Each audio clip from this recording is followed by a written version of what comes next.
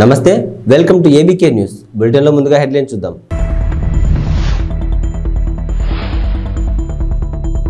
గిద్దలూరు ఎన్నికల రిటర్నింగ్ అధికారిని నాగజ్యోతి ఆధ్వర్యంలో స్వీప్ అవగాహన ర్యాలీ.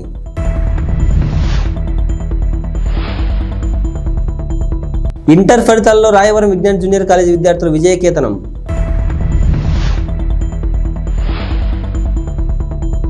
కొంగు చాచి అడుగుతున్నాము, న్యాయం చేయండి వైఎస్ శర్మిలారెడ్డి.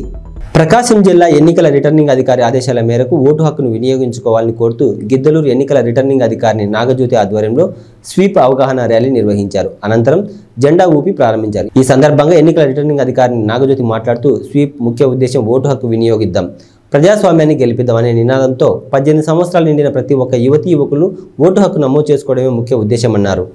18 సంవత్సరాలు నిండిన యువతీ యువకులు ఎవరైనా ఓటు నమోదు చేసుకోకపోతే మరో చివరి అవకాశం ఉందని, ఖచ్చితంగా ఓటును నమోదు చేసుకుని భారత ప్రజాస్వామ్య పరిరక్షణ కోసం ప్రతి ఒక్కరూ తమ కర్తవ్యాన్ని గుర్తించి ఓటు వేయాలన్నారు.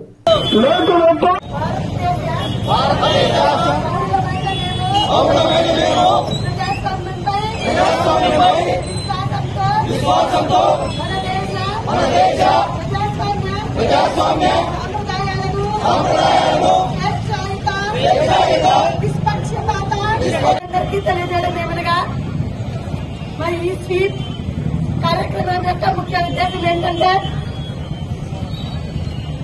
మొదటగా 18 సంవత్సరాల నిండిన ప్రతి ఒక్కరూ వారికి ఓటు కోసం అప్లై చేసుకుని ఓటు వేయాలని అందరికీ తెలపడం ఒక ముఖ్య ఉద్దేశం. ఈ నెల 15వ తారీఖు వరకు, మార్చి 15 నాటికి 18 సంవత్సరాల నిండిన వాళ్ళు కొత్తగా అప్లై చేసుకోవడానికి ఇంకా అవకాశం ఉంది. ఎవరైనా ఇప్పటికీ మార్చి 15 నాటికి 18 సంవత్సరాలు నిండిన వాళ్ళు ఓటుకు అప్లై చేసుకోకుండా ఉంటే వాళ్ళు ఈ 15వ తారీఖు లోపల అప్లై చేసుకోవాలని కోరుకుంటున్నాము. అదొకటి. ప్లస్ ఎవరు కూడా ఎటువంటి భయభ్రాంతులకు లోను కాకుండా, ఎటువంటి ప్రలోభాలకు లొంగకుండా వారి మనస్సాక్షికి విలువ ఇచ్చి వారి ఓటును వినియోగించుకోవాలని కోరుకుంటున్నాము. అదేవిధంగా ఈ గిద్దలూరు కాన్స్టిట్యున్సీలో అందరూ కూడా మంచి ఎక్స్పీరియన్స్ ఎంప్లాయర్స్ ఉన్నారు. మీరందరూ కూడా, ప్రజలందరూ కూడా వారి ఓటును మే 13వ తారీఖున అందరూ ప్రశాంత వాతావరణంలో వారి ఓటును వినియోగించుకోవాలని కోరుకుంటున్నాను. ఆంధ్రప్రదేశ్ రాష్ట్ర ఇంటర్ పరీక్ష ఫలితాల్లో రాయవరం విజ్ఞాన్ కాలేజీ విద్యార్థులు అన్ని విభాగాల్లో అత్యుత్తమ ప్రతిభ కనబరిచారు. ద్వితీయ సంవత్సరం బైపీసీ విభాగంలో శ్రీ లక్ష్మీ మనోజ్ 1000 మార్కులకు గాను 981 మార్కులు, ప్రథమ సంవత్సరం సిఈసి గ్రూప్లో త్రివేణికి 500 మార్కులకు గాను 472 మార్కులు, బైపీసీ విభాగంలో ధనలక్ష్మికి 440 మార్కులు గాను 429 మార్కులు, ఎంపీసీ విభాగంలో మాధవీదేవికి 470 మార్కులకు గాను 459 మార్కులు సాధించారు. 400 మార్కులు పైబడి వచ్చిన విద్యార్థులు 25 మంది. ద్వితీయ సంవత్సరం బైపీసీ విద్యార్థిని లిఖిత ఇంటర్మీడియట్ విద్యార్థులతో హెచ్సిఎల్ కంపెనీకి ఎంపిక కాబడినదని ప్రిన్సిపల్ అచ్చిరెడ్డి తెలిపారు. ఈ సందర్భంగా ఎమ్మెల్యే డాక్టర్ సతీష్ సూర్యనారాయణ రెడ్డి విజయం సాధించిన విద్యార్థులను అభినందించారు. గ్రామీణ ప్రాంత విద్యార్థులకు అతి తక్కువ ఫీజులతో అత్యున్నతమైన విద్యను అందిస్తున్న విజ్ఞాన్ కాలేజీ డాక్టర్ అమ్మిరెడ్డి మిత్ర బృందాన్ని అభినందించారు.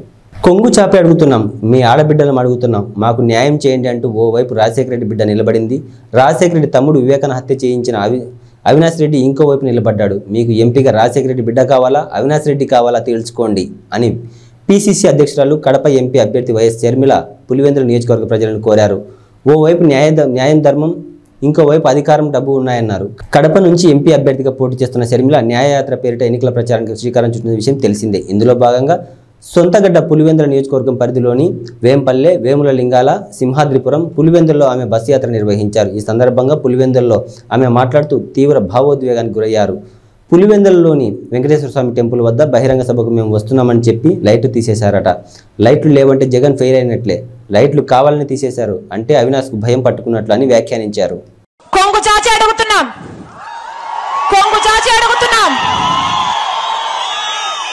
మీ ఆడబిడ్డలు అడుగుతున్నాం, రాజశేఖర రెడ్డి బిడ్డ అడుగుతుంది, వివేకానంద రెడ్డి బిడ్డ అడుగుతుంది, మా కొంగు చాచి అడుగుతున్నాం, న్యాయం చేయండి, న్యాయం చేయండి. నిర్ణేతలు. ఒకవైపు రాజశేఖర రెడ్డి బిడ్డ నిలబడింది, ఇంకోవైపు రాజశేఖర రెడ్డి గారి తమ్ముడిని వివేకానంద రెడ్డి గారి హత్య చేయించిన అవినాష్ రెడ్డి గారు ఇంకోవైపు నిలబడ్డారు. మీకు ఎంపీగా ఎవరు కావాలో, రాజశేఖర రెడ్డి బిడ్డ కావాలో లేకపోతే హత్య చేసిన అవినాష్ రెడ్డి గారు కావాలో మీరు తెలుసుకోండి. ఒకవైపు న్యాయం ఉంది, ఇంకోవైపు అధికారం ఉంది. ఒకవైపు ధర్మం ఉంది, ఇంకోవైపు డబ్బు ఉంది. మీరు ఏ వైపు నిర్ణయించుకోవాల్సిన సమయం వచ్చింది. నేను రాజశేఖర రెడ్డి బిడ్డను. పులి కడుపున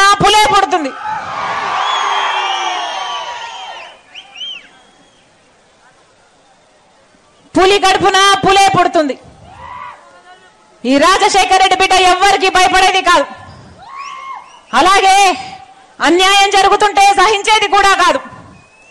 ఇక్కడ అన్యాయం జరుగుతుంది కాబట్టి ఒక హంతకుడిని మళ్ళీ గెలిపించకుండా, ఒక హంతకుడు మళ్ళీ చట్టసభలకు వెళ్ళకూడదని ఈ రోజు రాజశేఖర రెడ్డి బిడ్డ ఈ నిర్ణయం తీసుకొని ఇక్కడ నిలబడింది.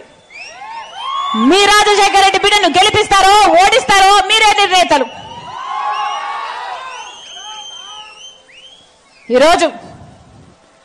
ఈ రోజుటికి 4 రోజులైంది కడప ఎంపీగా నేను నిలబడుతున్నాను అని. నేను కడప పార్లమెంటు స్థానంలో తిరగబట్టి 4 రోజులైంది. 4 రోజులు అయిందో లేదో ఈ రోజు వచ్చిన వార్త అవినాష్ రెడ్డి గారిని కర్నూలు జిల్లా ఆలూరు తాలూకా హోలగుంద మండల కేంద్రంలో టీడీపీ, జనసేన, బీజేపీ కూటమి అభ్యర్థి వీరభద్రగౌడ తనయుడు గిరీష్ మల్లేష్ గౌడ ఎన్నికల ప్రచారం నిర్వహించారు. ఈ సందర్భంగా అయోధ్యనగర్లో ఘన స్వాగతం పలికారు. అనంతరం కార్యకర్తలతో గడప గడపకు ప్రచారం చేస్తూ సైకిల్ గుర్తుకే ఓటు వేయాలని కోరారు. ఈ కార్యక్రమంలో టీడీపీ, జనసేన, బీజేపీ కార్యకర్తలు పాల్గొన్నారు.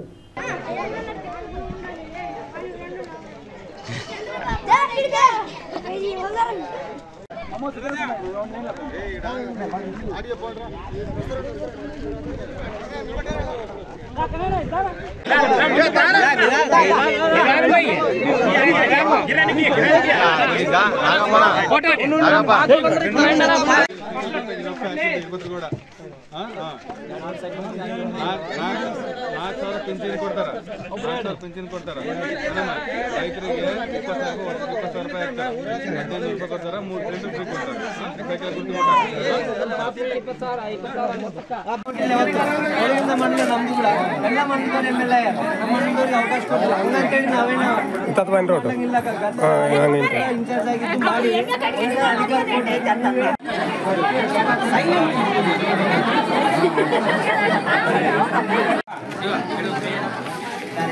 ಅಧಿಕಾರ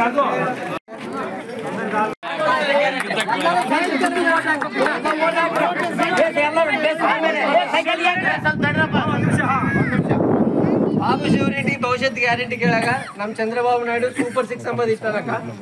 ಮಹಿಳೆಯರಿಗೆ ಮನೆಗೆ ಓದಿಗೆ ಅಂತ ಹುಡುಗರು ಆಗಲಿ ಹುಡುಗ ಆಗಲಿ ಓದಿಗೆ ಎಂಬ ಹುಡುಗರಿಗೆ 15,000 ರೂಪಾಯಿ ಕೊಡ್ತಾನಕ್ಕ ವರ್ಷಕ್ಕೆ.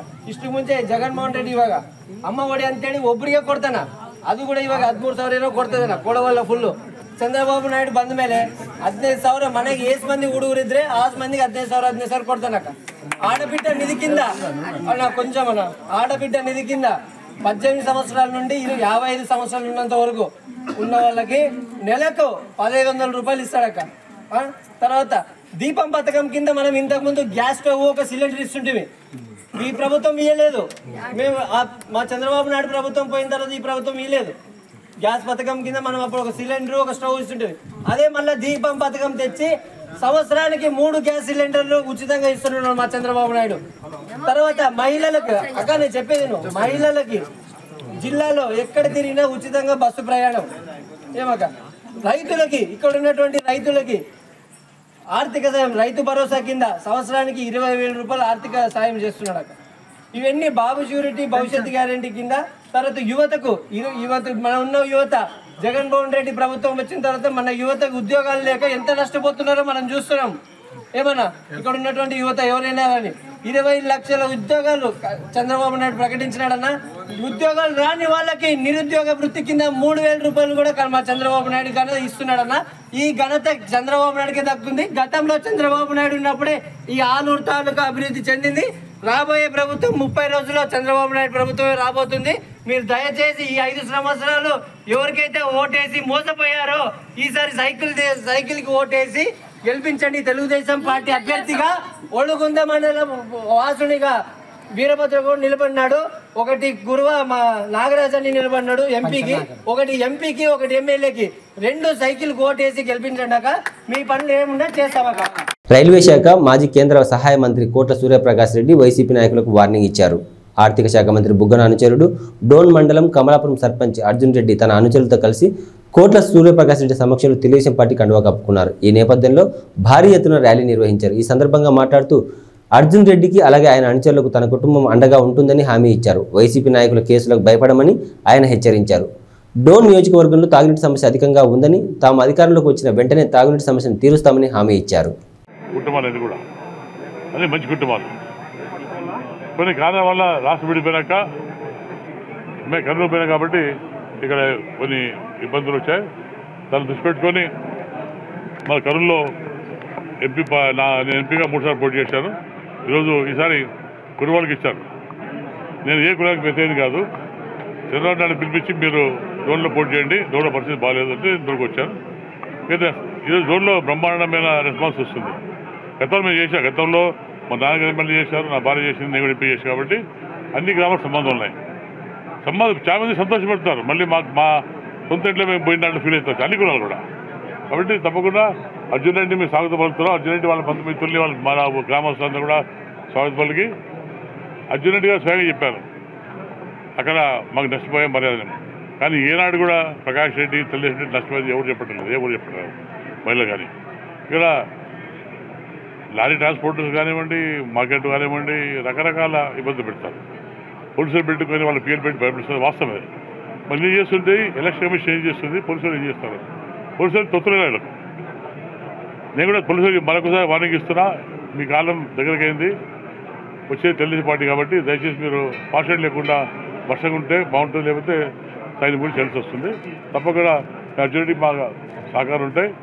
అర్జున్ రెడ్డి ఇబ్బంది వాళ్ళ మనుషులుగా వాళ్ళకి కానీ మమ్మల్ని నమ్మని ఎవరు కూడా అన్యాయం చేయకుండా తప్పకుండా వాళ్ళ వ్యాపారం కానివ్వండి ఏమైనా కానీ మేము అభివృద్ధిలో తోడ్పడతాం. తప్పకుండా భయం లేకుండా ప్రశాంతంగా మనతో కలిసి గెలిపించుకుంటామని చెప్పి మీ తప్పని కోరుకుంటున్నాం. అభివృద్ధి కనిపించడం లేదని చెప్పేసి మంత్రి గారు అంటున్నారు. అభివృద్ధి ఏమంది అభివృద్ధి ఏమో చెప్పు. బిల్డింగ్లు కట్టాము. ఏ బిల్డింగ్ ఏ బిల్డింగ్ అభివృద్ధి అనేది కనిపించడం లేదు. ఒకసారి నాకు కాదు ప్రజలకు పెడతారు. మేము ఎప్పుడు కానీ మా కుటుంబం అభివృద్ధి చేసామని చెప్తాం. మేము వీళ్ళు అభివృద్ధి చేయకుండా చేశారు. రోడ్డు తాడేశాడు. కొత్త రోడ్డు ఎక్కడ వెళ్ళా. ఇప్పుడు హాస్పిటల్ కూడా మేము 9 శాంక్షన్ చేశాం. తీసిపోయి హాస్పిటల్ ఏ హాస్పిటల్ అది ట్రైబల్ హాస్పిటల్. అది తెలుసు కానీ ట్రైబల్ హాస్పిటల్ కట్టాడు. అది అలహాబాద్ సంబంధించిన హాస్పిటల్. అది రోడ్డు కట్టాడు. అందులో ఎక్విప్మెంట్ లేదు. నామకాయ సెట్ కట్టాడు బ్రహ్మాండంగా. పైన పట్టారు లోన్ ఉంటారు. ఏం లేదు కట్టా చెప్పుకుంటే ఏం కట్టాడు. మేము నీళ్ళు ఇచ్చాం. శివాజీ ఉన్నప్పుడు డోన్లో నీళ్ళు ఇచ్చాం. 70 కోట్ల నీళ్ళు ఇచ్చాం. మళ్ళీ ఇస్తాం. అది అభివృద్ధి కాదా? అది ఇండ్లు ఇచ్చాం.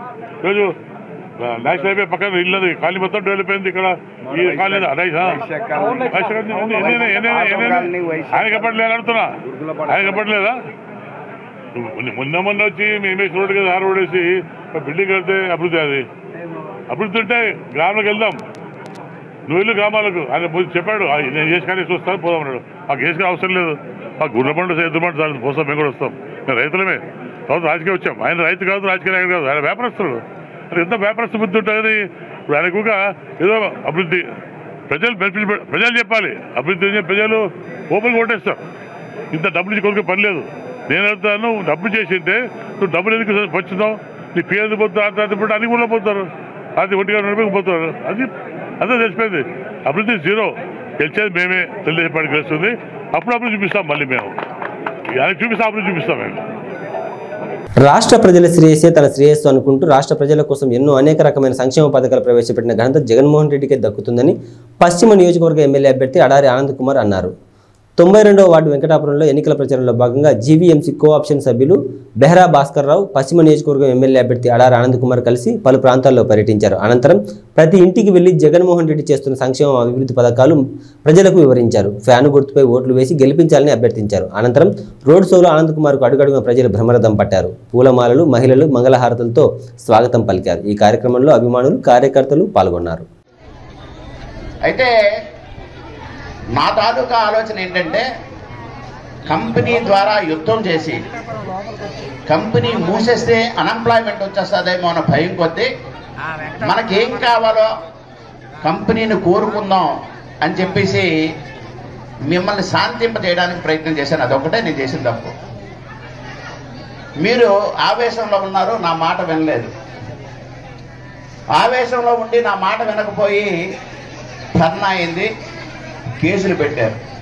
అన్యాయంగా ఈ ప్రాంతంలో ఉన్న పిల్లలు ఆ టైంలో కేసులు పెట్టడం వల్ల ఈరోజు కూడా కోర్టు చుట్టూ తిరుగుతున్నారు. మనం కోరుకునేది రేపు అధికారంలో జగన్మోహన్ రెడ్డి గారు రాగానే, అలాగే ఈ ప్రాంతంలో శాసనసభ్యుడు అవగానే అడగవలసిన కోరిక మా పిల్లల మీద ఏవైతే కేసులు పెట్టారో ఆ కేసులన్నీ పూర్తిగా రద్దు చేయించండి అని చెప్పేసి సభాముఖంగా నేను కోరుతున్నా. అలాగే ఇది ఇమ్మీడియట్ గా సాల్వ్ చేయండి అంటే ఈ రోజు ఆయన ఒక ల్యాండ్ ని చూపించి మన ప్రభుత్వం వాళ్ళకి ఒక ల్యాండ్ ఇస్తూ వాళ్ళ ల్యాండ్ మనం తీసుకొని ఇంకొక 10 రోజులు ఉంటే శంకుస్థాపన కూడా అయిపోయింది. కోడ్ రావడంతో ఈ రోజు ఈ 10 రోజులుగా ఆగింది. ఎలక్షన్ అయిపోగానే ఇమ్మీడియట్ గా ఏకేసీ కాలనీలో G+4 గ్రూప్ హౌసింగ్ కి శాంక్షన్ చేసిన గొప్ప ఘనత మన ముఖ్యమంత్రి గారు. మరి అదే విధంగా ఇక్కడ గడపకు వచ్చినప్పుడు కూడా ఈ గడప అయిపోయిన తర్వాత బెహ్రా భాస్కర్ గారు నాతో పాటు వస్తూ వాళ్ళ ఇంటికి వెళ్ళిన తర్వాత ఆయన నాకు మొత్తం చెప్పడం జరిగింది. సార్ ఇక్కడ ఈ విధంగా ఉంది, ఈ విధంగా కొంతమందికి ప్రాబ్లం ఉంది, ఎల్జీ ప్రాబ్లమ్స్, దీంట్లో ఈరోజు వందలాది మంది ఈరోజు చాలా మంది ఉపాధి కోల్పోయారు, దీనికి ఏదో ఒకటి మనం చెయ్యాలి అని అంటే నేను ఈ గడప అయిన తర్వాత ఆయన అపాయింట్మెంట్ తీసుకుని ఆ ముఖ్యమంత్రి గారి దగ్గరికి వెళ్ళడం జరిగింది. నర్సీపట్నం మున్సిపాలిటీ 28వ వార్డు అయ్యన్న కాలనీలో ఎన్నికల ప్రచారంలో భాగంగా మాజీ మంత్రి చింతకాయల అయ్యన్న, సతీమణి కౌన్సిలర్ చింతకాయల పద్మావతి ఎన్నికల ప్రచారం నిర్వహించారు. ఆమె వెంట కుటుంబ సభ్యులు ప్రచారంలో పాల్గొన్నారు. ఇంటింటికి తిరుగుతూ టీడీపీ పార్టీ మేనిఫెస్టో ప్రజలకు ఇస్తూ టీడీపీ అధికారంలోకి వచ్చిన తర్వాత అమలయ్యే పథకాలను వివరిస్తూ ఇంటింటి ప్రచారం నిర్వహించారు. ఈ సందర్భంగా పద్మావతి మాట్లాడుతూ ఈ వైసీపీ పార్టీ దుష్ట పాలనకు చరమగీతం పాడవలసిన సమయం వచ్చిందన్నారు. సైకో జగన్ పాలనపై ప్రజలు ఎంతో విసుగు చెందారని, రానున్న ఎన్నికల్లో టీడీపీ గెలుపు ఖాయమని అన్నారు. రాష్ట్రం అభివృద్ధి చెందాలంటే ఖచ్చితంగా టీడీపీ రావాలని, ప్రతి ఒక్కరూ కూటమికి ఓటు వేసి నర్సీపట్నంలో చింతకాయల అయ్యన్న పాత్రుని అనకాపల్లి ఎంపీగా సీఎం రమేష్ని గెలిపించాలని కోరారు. ఈ కార్యక్రమంలో ప్రజలు, నాయకులు, కార్యకర్తలు పాల్గొన్నారు. మీకు ఆదరణ ఎంతవరకు కోరింది, అసలు ఎట్లా ఈ ప్రచారాన్ని ముందు తీసుకెళ్తున్నారు? అసలు ప్రతి దగ్గర మహిళలు ఎంతో సంతోషంగా, ఫస్ట్ మోడీ అని చెప్పగానే వాళ్ళ మొహాల్లో చిరునవ్వు వస్తుందండి. తప్పకుండా మేము బీజేపీకి వేస్తాం, సీఎం రమేష్ గారిని గెలిపిస్తాం, అలాగే సైకిల్ గుర్తుకేసి చంద్రబాబు నాయుడిని సీఎం చేస్తామని ప్రతి ఒక్కరూ ముందుకొచ్చి చెప్తున్నారు. ఇక్కడ 5 ఏళ్లలో మేము ప్రతి రోడ్డు, మేము సిమెంట్ రోడ్లు అన్నీ చూస్తూ ఉంటే సిమెంట్ రోడ్లు మధ్యలో కట్ చేసేసారండి. సిమెంట్ రోడ్లు కట్ చేయక్కర్లా, కట్ చేసి అంటే ప్రతి ఊర్లో రోడ్లు లేవు, బ్రిడ్జిలు లేవు, అభివృద్ధి అనేది చాలా జీరో చేసేసారు. అభివృద్ధే లేదు ఈ 5 ఏళ్లలో. అంటే మోడీ గారు ఏం చెప్పారంటే స్వచ్ఛ భారత్ అన్నారు. ఎక్కడండి అనకాపల్లిలో చూస్తే ఎక్కడ అంత డ్రైనేజ్ దోమలు, విపరీతమైన దోమ. ఎందుకు చేయలేకపోయినారు ఈ 5 ఏళ్ళు? ఎలాంటి అభివృద్ధి లేదు. కాకపోతే జనాల్లో మాత్రం అవేర్నెస్ చాలా బాగుందండి. ఈసారి ఖచ్చితంగా మేము చంద్రబాబు నాయుడిని సీఎం చేస్తాం. అనకాపల్లి నుంచి ప్రధానమంత్రికి ఒక బహుమతిగా మేము ఇస్తామని. 2 ఓట్ల క్యాంపెయిన్ ఎట్లా చాలా అవేర్నెస్ ఉందండి. పెద్ద ముసలి వాళ్ళు కూడా, చదువు ఏం లేని వాళ్ళు కూడా నేను మోడీకి ఓటు అంటే సీఎం రమేష్ గారికి ఓటేస్తామంటా అన్నారండి. అంత అవేర్నెస్ ఉంది. నేను రమేష్ గారిని గుర్తుపడతారా లేదనుకుని మోడీ గారికి కమలం గుర్తుంటే మాకు సీఎం రమేష్ గారు తెలుసండి, మేము సీఎం రమేష్ గారికి ఓటేస్తాం. చిన్న చిన్న ఊర్లు, నిన్న పాయకరావుపేటకి వెళ్ళాం.